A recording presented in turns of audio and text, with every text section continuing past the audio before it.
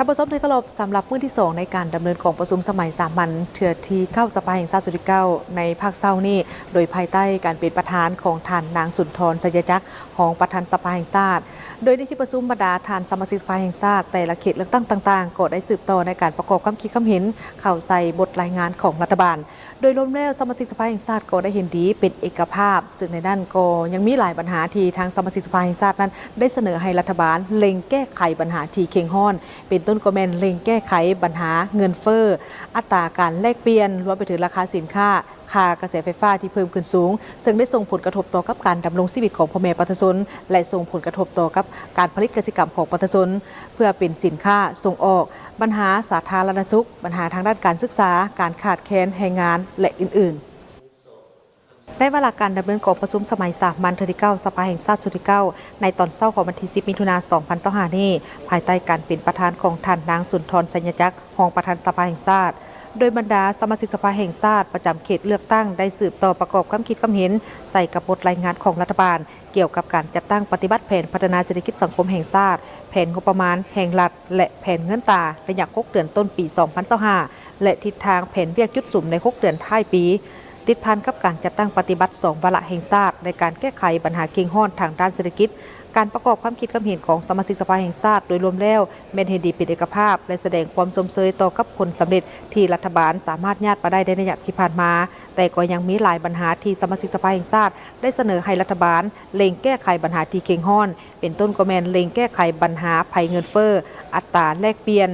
ราคาสินค้าราคากระแสไฟฟ้าที่เพิ่มขึ้นส่งผลกระทบต่อกับการดำรงชีวิตของประชาชนก็คือส่งผลกระทบต่อกับการผลิตกสิกรรมของชาวกสิกรเพื่อเป็นสินค้าส่งออกปัญหาทางด้านสาธารณสุขการศึกษาความขาดแคลนแรงงานและอื่นๆพร้อมกันนี้ก็ได้เสนอให้รัฐบาลเร่งปรับปรุงซ่อมแปลงเส้นทางที่เพให้สามารถนำใช้ได้อย่างสะดวกสบายเพื่ออำนวยความสะดวกให้แก่ประชาชนก็คือผู้ที่ใช้รถใช้ถนนทั้งเป็นการพัฒนาประเทศชาติ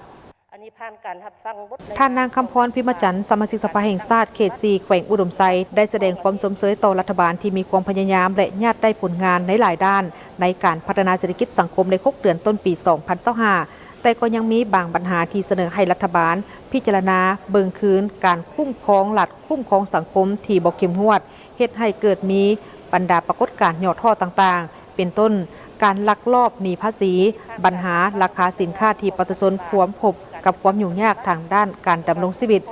อันเนื่องมาจากราคาสินค้าในท้องตลาดสูงขึ้นเรื่อยๆแต่กงกันข้ามราคาสินค้ากสิกรรมชาวกสิกรผู้ผลิตอยู่ภายในผัดต่ำลงเป็นต้นราคามันต้นยางพาราและอื่นๆพร้อมกันนั้นก็ได้ยกให้เห็นถึงการคุ้มครองที่ดินอันนี้ผ่านการรับฟังบทรายงานของรัฐบาลในการจัดตั้งปฏิบัติและการคุ้มครองอันนี้ถือว่าผ่านมาก็มีปัญหาที่ว่าดีขึ้นหลายด้านเนาะโดยเฉพาะเราแม่นการสนองเครื่องบริโภคเนาะให้แก่พนักงานรัฐกรแล้วก็การปฏิบัตินโยบายที่ว่าเพิ่มเงินเดือนให้พนักงานของพวกเขาแต่ว่าอยู่ในที่นี้เนาะก็ยังมีบางปัญหาที่เกิดขึ้นโดยเฉพาะเราแม่นถึงว่ารัฐบาลพวกเขาจะได้เอาใจใส่ในการคุ้มครองปัญหาต่างๆอยู่ในสังคมก็ยังปรากฏเห็นมีหลายปัญหาที่เกิดขึ้นเนาะโดยเฉพาะเราเป็นการลักลอบภาษีแล้วก็ราคาสินค้าแพงแล้วก็การค้าขายยาเสพติดแล้วก็ปรากฏการย่อท่อปัญหาอื่นเนาะคือดัง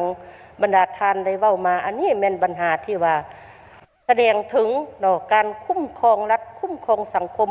ของพรรครัฐบาลของพวกเขานี่ในทุกมื้อนี้ถือว่าแสดงว่ายังบ่ทันเข้มงวดท่านนางวลีเวชพงศ์สมาชิกสภาแห่งชาติเขต 1 นครหลวงเวียงจันทร์ได้มีคำเห็นเสนอให้รัฐบาลพิจารณา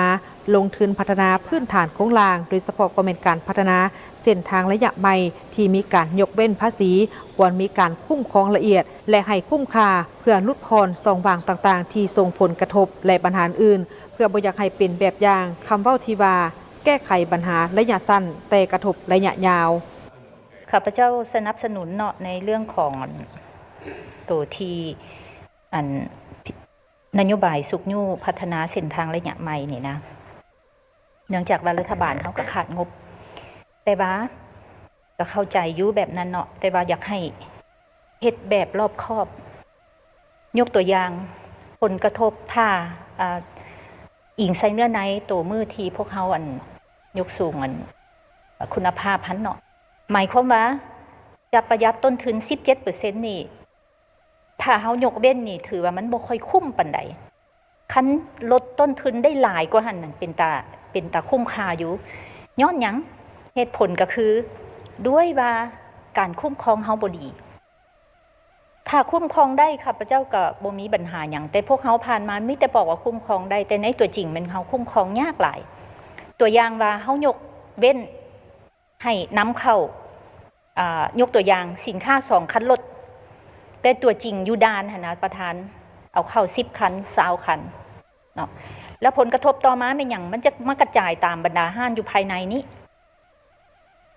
แล้วกลายเป็นสินค้าที่บ่ได้ถือว่าภาษีหลายอันหายไป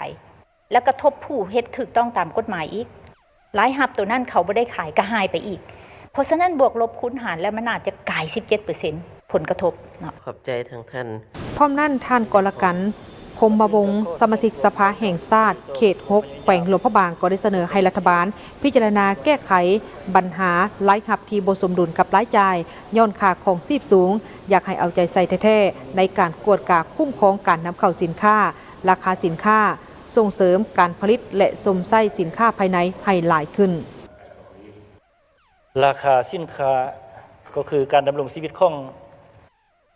พนักงานทหารตำรวจตลอดไปฮอดประชาชนบรรดาเผ่าคือว่า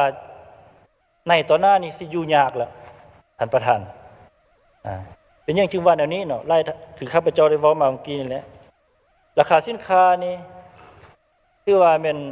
นอกจากน้ำมันเชื้อไฟสินค้าประเภทอื่นๆมันราคานี่มันขึ้นแล้วบ่มีลงเนาะอันนี้เฮาเห็นได้แบบได้ด้วยตาเปล่าเป็นอย่างจึงว่าอยู่ยากมันอยู่ยากก็ย้อนว่าค่าของชีพยกตัวอย่างคือเงินเดือนของพนักงานร้านอาหารนี่ยกตัวอย่างพื้นฐาน2.5 ล้านซะค่าน้ำค่าไฟ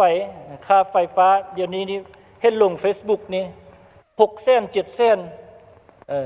ค่าน้ำก็2แสน3แสนมันก็ไปแล้ว6แสน